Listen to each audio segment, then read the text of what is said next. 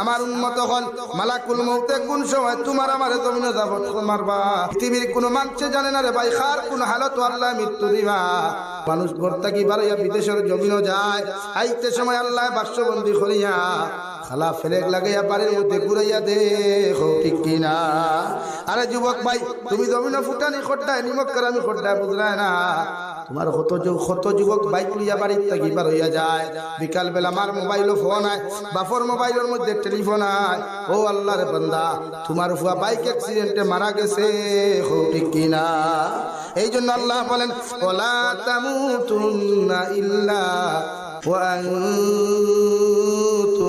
মুসলিমুন তোমরা অত সময় পর্যন্ত মরিও না অত সময় পর্যন্ত মৃত্যুবরণ দবিন করিও না যতক্ষণ পর্যন্ত তোমরা পরিপূর্ণ মুসলমান হও নাই সুবহানাল্লাহ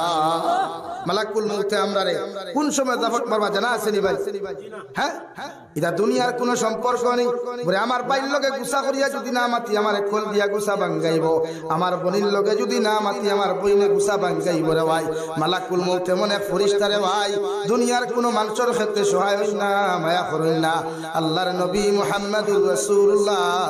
সাল্লাল্লাহু তাআলা আলাইহি ওয়াসাল্লাম ফরমায় হযরতে মালাকুল মউত রে আল্লাহ এমন লাইনে ফাটাইয়া দিব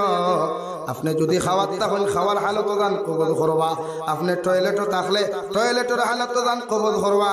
ড্রাইভিংও থাকলে ড্রাইভিংয়ের হালত দান কবুল করবা আল্লাহ কি আল্লাহ বলেন মরবার আগে প্রতিজন মুসলমান পরিপূর্ণ মুসলমান হও ইমানদার হও কারণ যারা পরিমাণ সরিষার দানা পরিমাণ গুনাহ লইয়া যদি কোনো মানুষ জমিন থেকে চলে যায় গোটা এংলা বাজারের মেসা বকলেও দোয়া করিয়া ঈমান চলে জন্য তো দিতে পারতা না এখন আউযুবিল্লাহ আল্লাহর নবী মুহাম্মদুর রাসূলুল্লাহ সাল্লাল্লাহু তাআলা আলাইহি ওয়াসাল্লাম ফরমায় সরিষার দানা পরিমাণ গুনাহ লইয়া যদি কোনো মানুষ জমিন থেকে চলে যায় আল্লাহ তার কবরতে জাহান্নামের গাড়া বানাইবা কবরের মধ্যে দাফন করার লগে লগে বিসমিল্লাহি ওয়া আলা মিল্লাতি রাসূলিল্লাহ ইয়া কবর যখন দাফন করা হবে